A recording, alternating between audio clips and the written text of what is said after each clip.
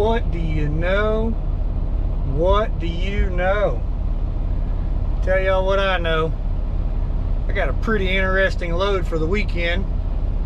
Just finished getting loaded over here in Baltimore, Maryland. Got a couple stops in Ohio for Monday.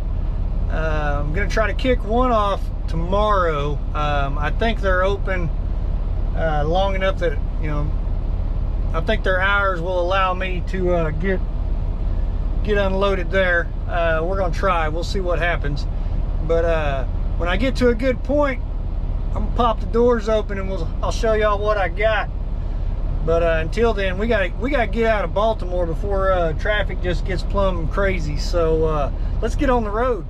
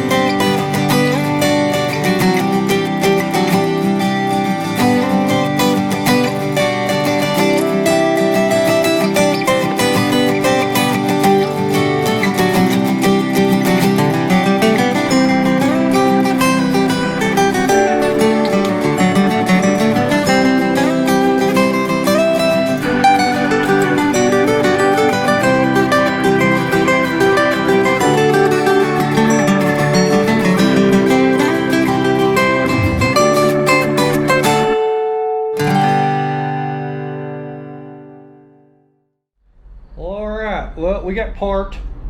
I'm actually sitting over here in Hagerstown, Maryland. I can't remember if I'm at the Pilot or the Flying J, whichever. The one on 81. I like coming up over here, even though they're both kind of a cluster. Whether you know, the one on 76 or the one on 81, they're both kind of a cluster either way. But at least if you come over here and this one's full, there's an independent truck stop across the road that's within walking distance, so that way, you know, if you have to, you can still walk over here and take a shower. But anyway, so we made it over here, and I got something a little bit different than what I normally haul. Funny thing is I used to haul stuff like this all the time when I did flatbed, but never. This is kind of new to me, hauling something like this in a box. Now, I hauled some of these last weekend also, so I already knew what I was getting. And I was actually hoping for a load that would take me back towards like Texas, Missouri, Kansas, or something like that. But the best I could do was Ohio. This load actually paid better than everything else I was looking at. So, I mean, it paid better than stuff that was going down to Florida, which made absolutely no sense. But anyway, so I'll flip the camera around and let y'all see what we got. So we're rolling with 4 track unit Kubota skid steers, And the interesting thing about these, let me get back off in here a little ways. Kind of a tight squeeze down in here, but you got to make sure you strap them. And it's, to me, it just doesn't seem right, because I don't feel like E-tracks are a very secure, you know, securement for these. But main thing is, you got to make sure you got a strap pulling back, you know, and then on the fronts you need to have a strap pulling forward. So that way you're stopping the forward and backward motion, and you got to have a strap on the front and back of all of them. So, and then the other thing you also got to take notice is, you don't want your ratchets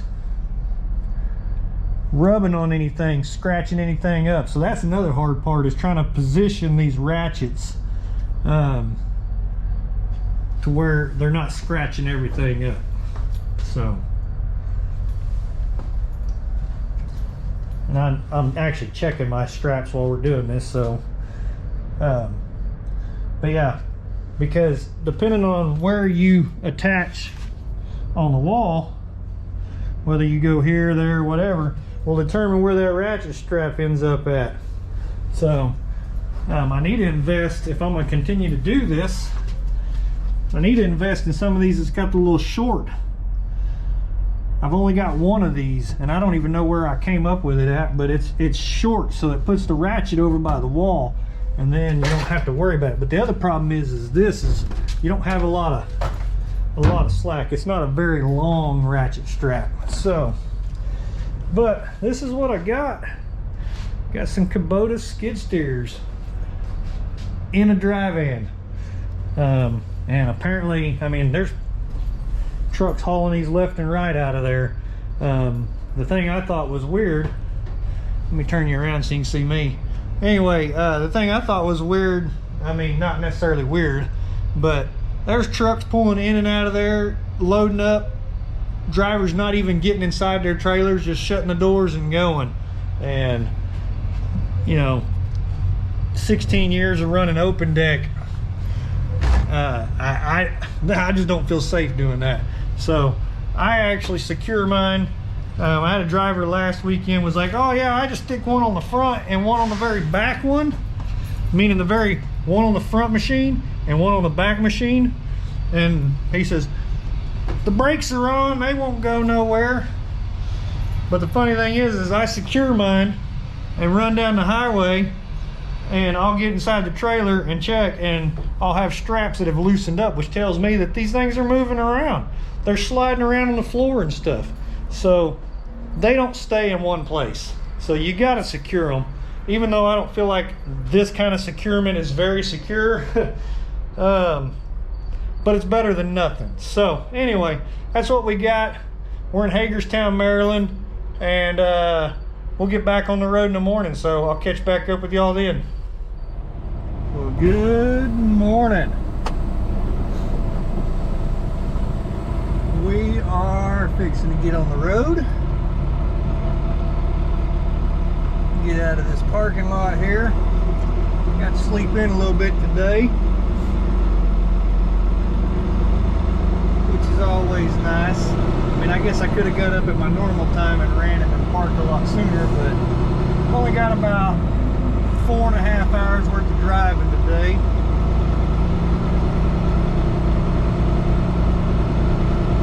So I wasn't in no big hurry to get on the road this morning. Today, I'm probably going to stop at the Blue Beacon in Breezewood, get this dirty girl washed because she is filthy. She is looking very much abused. Can't have her looking like that running down the highway.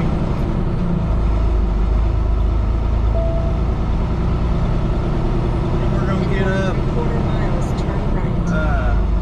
This first stop is actually going to Middlefield, Ohio.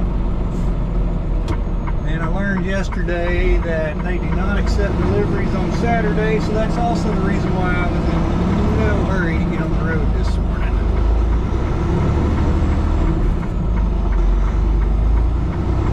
Even though they're open, 8 to 4, there's nobody there to receive a load.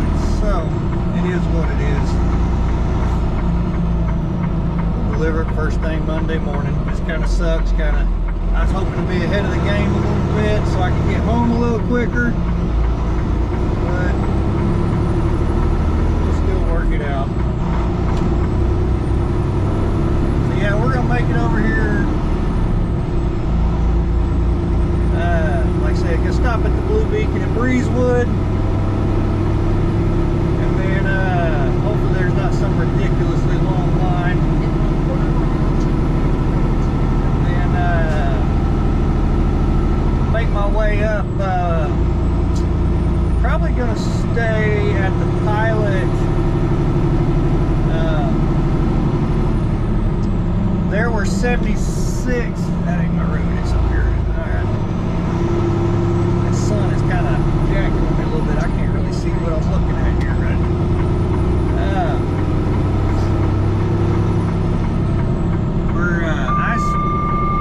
Yeah, I know they're there. I saw them walking on the sidewalk.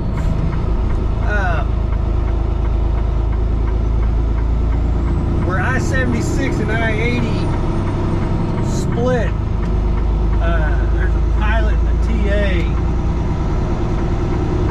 back to the east a few miles. And if I'm going to have to sit somewhere and do a reset, I'm kind of fond of having some food options and stuff. And that Pilot is right across the street from a few things. So that's probably where I'm going to post up at. Exit right, then keep right. Wait a minute, I gotta just stay right here in this lane. I don't know why I'm trying to get out of it. I almost forgot where I was at for a second.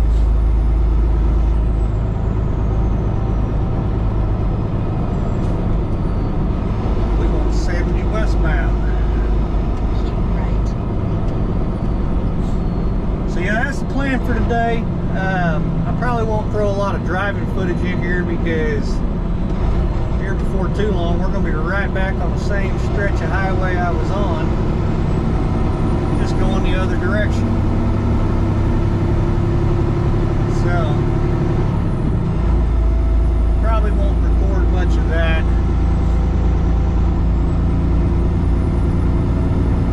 Other than that, we're going to get on up the highway. We're going to get a truck bath today, and we're gonna get parked up somewhere so we can do a reset, get ready to deliver Monday morning. So let's get up the road and I'll talk to y'all later.